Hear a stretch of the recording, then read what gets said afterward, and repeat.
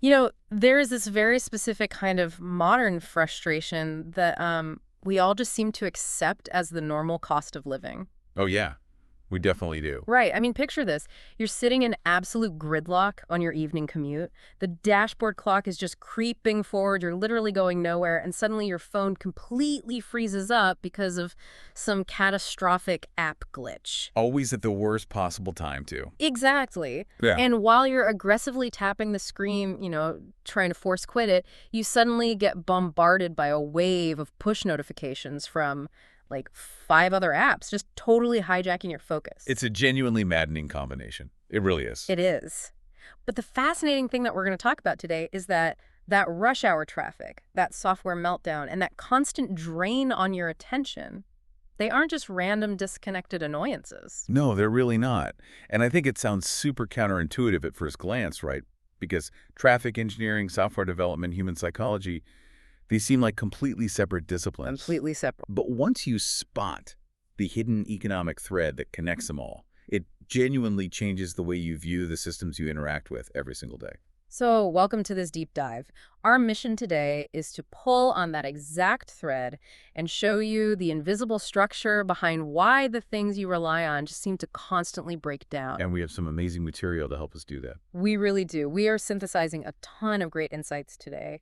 We're pulling from a super comprehensive 2007 Law Journal article on road pricing, a really sharp essay on the open source software sustainability crisis from Ex Machina, and some foundational economic theory on the tragedy of the commons. Plus an absolutely fascinating paper that advocates for a literal tax on your attention span. Yes, which we will definitely get to.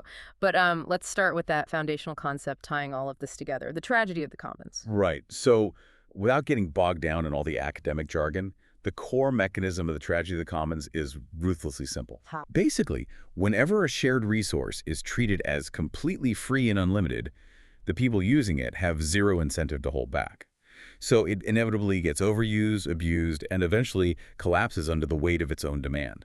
And today we're tracing how that specific breakdown happens in 3 places: the physical world of our cities, the invisible digital infrastructure of our internet, and finally, the cognitive space inside your own head. It's a wild ride. It really is.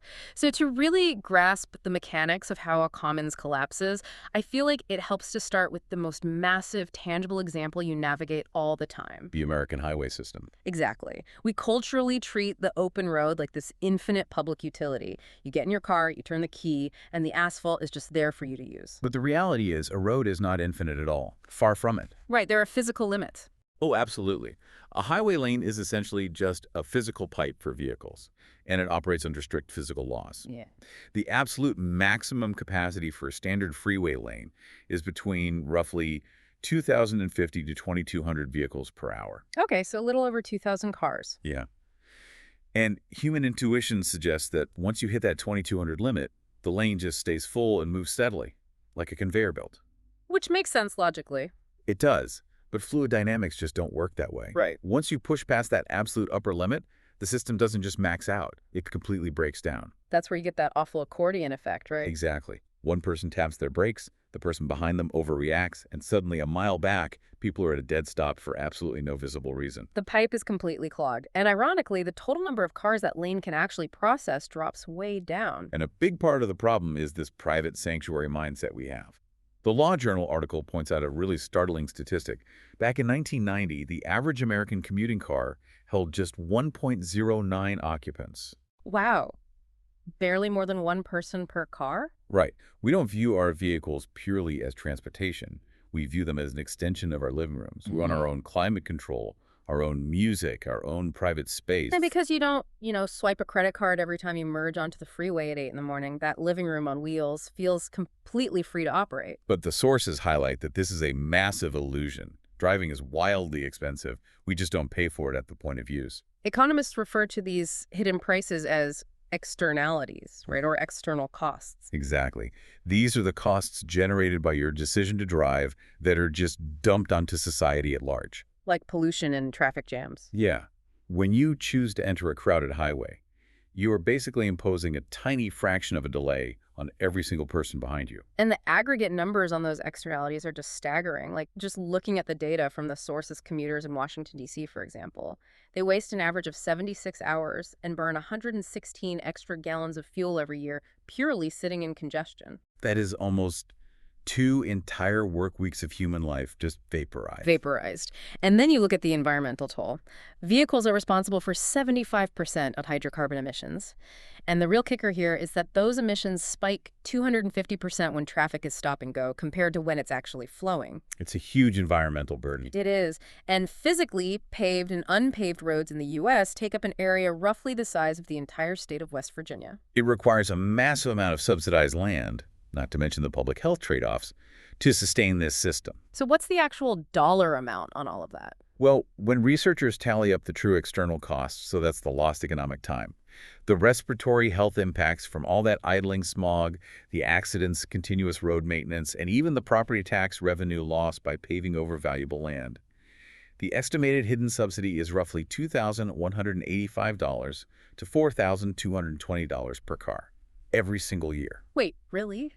Society is heavily subsidizing my choice to just sit alone in my car. To the tune of thousands of dollars, yes. There is this analogy in the source material that I think perfectly captures why we behave this way, and it makes the underlying economics just instantly relatable. Oh, the dinner party analogy. I love this one. Yeah, so imagine you go out for an incredibly lavish dinner with 10 friends. Before you even sit down, everyone agrees to just split the final bill evenly 11 ways. Which, by the way, is essentially how we fund our raids right now. Yeah. Through flat gas taxes and general municipal funds. Exactly. So the incentive structure at that dinner table completely changes because of that prior agreement. If you're at that dinner, you order the lobster. Of course you do. Even if you aren't actually that hungry, you know that if you just order a side salad, you are still going to end up paying for your friend Steve's lobster. Right. The flat fee structure actively incentivizes everyone to consume as much of the shared resource as possible. But if the restaurant rules change and everyone has to pay for exactly what they personally ordered, suddenly the behavior shifts completely. People show self-restraint. Steve looks at the price of the lobster and decides a burger is totally fine. Right. So that analogy perfectly illustrates the gap between what economists call marginal private cost and marginal social cost. Exactly. Right now, when you hop onto a congested highway, you only feel the private cost. You know, your own gas, the wear and tear on your own tires. You're completely insulated from the social costs you just added to the whole system. Yep. The entire concept of congestion pricing is simply making drivers pay for their lobster. Making them pay for the lobster. I love that. So the breakdown of the physical commons happens because the resource is unpriced. The solution then is to internalize that externality. Right. We have to use dynamic pricing to force the user to feel the true cost of taking up physical space. And the sources show that when cities actually implement this, it dramatically alters human behavior, right? Oh, profoundly. Yeah. Singapore provides one of the most compelling case studies here. They actually recognized this problem decades ago. What did they do? Well, in 1975, they implemented a cordon scheme around their central business district. If you wanted the privilege of bringing a private vehicle into the most congested part of the city during rush hour, you had to actually purchase and display a paper license. And the immediate impact was a 73% drop in private cars entering that zone. 73%. That's huge. It wasn't just a gradual shift. The moment the road had a literal price, people instantly found alternatives. And they eventually modernized it, too. Now they use electronic cash cards on the windshield, so the toll is just deducted seamlessly as you drive under overhead gantries. London took a similar approach, didn't they? With a flat $14 daily charge to drive through the city center. They did. And what's really crucial there isn't just the reduction in traffic, but how the pricing actively steered consumer choices. Oh, because of the exemptions. Exactly. Because alternative fuel vehicles were legally exempt from the London toll, sales of the Toyota Prius in the UK more than doubled. That is wild. The policy didn't just punish driving, it financially rewarded cleaner technology. It did. But we don't even have to look overseas to see this mechanism working. San Diego's I-15 Fast Track system uses dynamic pricing, which is fascinating. How does that work? So if you are a solo driver and you want to use the high occupancy vehicle lanes, you can, but you have to pay a toll that constantly fluctuates between 50 cents and $8 based on real-time traffic volume. So the brilliance of that San Diego model is how it flattens the curve of demand. Exactly. By raising the price, right as the lane approaches that critical 2,200 vehicle per hour braking point, it changes behavior on the margins. Right. It convinces a few dozen drivers to maybe stay at work for another 20 minutes or go grab a coffee, delaying their trip just enough to keep the physical pipe from clogging. It's incredibly effective. But the Law Journal also highlights a quote-unquote second best solution if political opposition completely stops highway tolls, which is parking. Yes, this is a big one. Right now, 90% of American commuters park for free at their workplaces. And the source proposes a really radical idea: abolish free employee parking entirely. Just get rid of it. Yeah. The employer calculates the actual market value of that parking space. Let's say it's $3.50 a day and starts charging drivers. But crucially, they take that new revenue and give it back to all employees as a cash equivalent. Right. So if you decide to ride a bike or take the bus or carpool, you just pocket an extra $3.50 a day. You are directly compensated for choosing not to consume the physical commons. It transforms parking from a hidden subsidy into a very visible financial choice. Okay, but I have to step in with the classic pushback here. I knew this was coming. Let's hear it.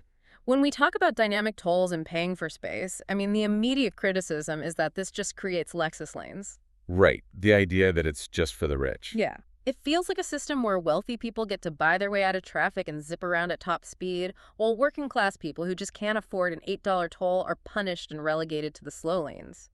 How is this not just a regressive tax on people trying to get to work? Look, that is the most common political hurdle to congestion pricing, by far. But it really requires a nuanced look at who is actually suffering under the current system. Okay. The analysis in the source material presents a really strong counter-narrative. Under our current quote-unquote free system, lower-income communities actually bear the heaviest burden of the externalities we discussed earlier. So they are already paying the price. Exactly. They are statistically more likely to be victims of pedestrian accidents. And housing economics mean they often live much closer to major transit corridors, meaning they absorb the brunt of the respiratory issues caused by all that idling traffic smog. So the status quo is already heavily penalizing them, just in health and safety rather than tolls. Correct. Furthermore, the equity of congestion pricing depends entirely on how the collected revenue is distributed. Ah. The funds can be legally ring-fenced to directly finance mass transit infrastructure, which disproportionately benefits lower-income residents. There are also really innovative models like fair lanes, fast and intertwined regular lanes. Oh, I was reading about that. If I understand it correctly, in a fair system, if you choose to sit in the free congested lane, you actually earn toll credits on your electronic transponder. That's right. And those credits are funded by the premium the wealthy drivers are paying to use the fast lane. Exactly. So the people who can't afford to pay with money are literally being compensated for their lost time by the people who can. It creates a direct wealth transfer based on the consumption of the physical commons. It completely flips the Lexus lane argument on its head. Wow. Okay, so we can clearly see how physical space gets abused when it's completely free and how pricing mechanisms can actually fix it. Yep. But human psychology doesn't suddenly change just because the infrastructure becomes invisible. Which brings us to the exact same economic framework playing out in the software holding up the entire modern internet. The digital commons. Let's talk about the digital commons. The Ex Machina essay paints a very sobering picture of the open source software sustainability crisis. It is a literal digital tragedy of the commons playing out in real time. The essay centers around the Log4j vulnerability from 2021, which, I mean, it sent shockwaves through the tech world. Oh, it was a nightmare. For the non-technical listeners, Log4j is this tiny open source logging library. Basically, imagine a guy standing at the door of a nightclub with a clipboard, meticulously writing down the name of every single person who enters and what time they arrived. That's a great way to put it. That's what Log4j does for software applications. It keeps a ledger of activity. And it was embedded in almost everything, from massive enterprise cloud servers to, like, the video game Minecraft. Right, and a catastrophic security flaw was hiding in that digital clipboard for 8 years. 8 years? Yeah. Theoretically, anyone who knew how to exploit it could bypass security and take complete control of a server. It was a 5-alarm fire for global cybersecurity. But the truly shocking part wasn't the bug itself. It was the realization of who was actually in charge of fixing it. This is where it gets crazy. Right. because you would logically assume that a piece of digital infrastructure utilized by multi-billion-dollar tech giants would be maintained by a massive, highly paid corporate engineering team. But it wasn't. It was maintained by a tiny handful of volunteers doing it in their spare time who were completely overwhelmed. The essay cites a survey revealing that 60% of open source maintainers receive absolutely no financial compensation for their work. They are literally hobbyists. We have built the foundation of the modern digital economy on the backs of volunteers working nights and weekends. And the stakes are scaling up dramatically. The essay highlights that entire nations are currently rolling out what's called digital public infrastructure, or DPI. Which is huge. Yeah, think of vital national systems. Digital identity verification, healthcare registries, nationwide payment gateways like you use when you tap your phone to buy groceries. Governments are building this critical DPI on top of digital public goods, which are, by definition, open source software. We are trusting the digital equivalent of the national electrical grid to unpaid volunteers who are burning out. Which naturally leads to the most common question. If this code is so vital to global commerce, why don't the massive tech corporations that rely on it just write a check? Right. Why not directly hire the maintainers? If a cloud provider is making billions off a system that uses Log4j, just pay the developers a salary.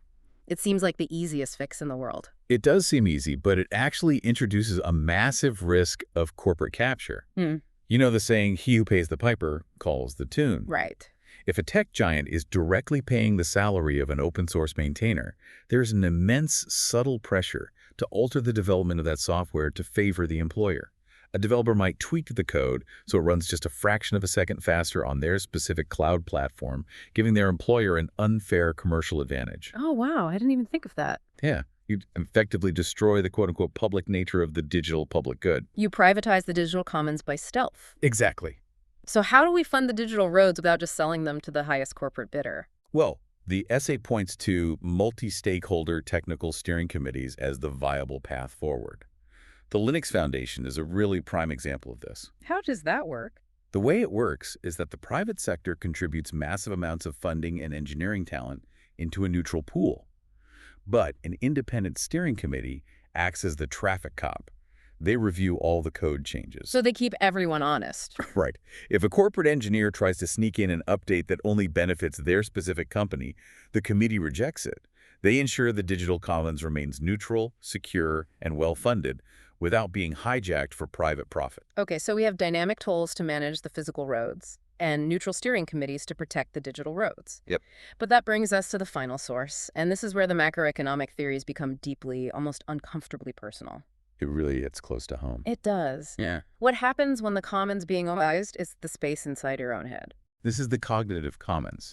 And the transition from physical traffic to digital code to human attention is actually pretty seamless because the economic incentives are identical. So the final paper we are looking at is titled No Such Thing as Free Brain Time for a Pigouvian Tax on Attention Capture. Quite a title. Yeah, and I was reading this, and I was trying to wrap my head around what a Pigouvian tax actually is. If I'm understanding the economics correctly, it's essentially a you break it, you buy it rule for pollution, right? That's a great way to think of it. Like if a factory dumps toxic sludge into a public river and ruins the ecosystem downstream, a Pigouvian tax forces the factory to pay for the cleanup. It makes the polluter bear the cost instead of the public. That is a spot-on summary.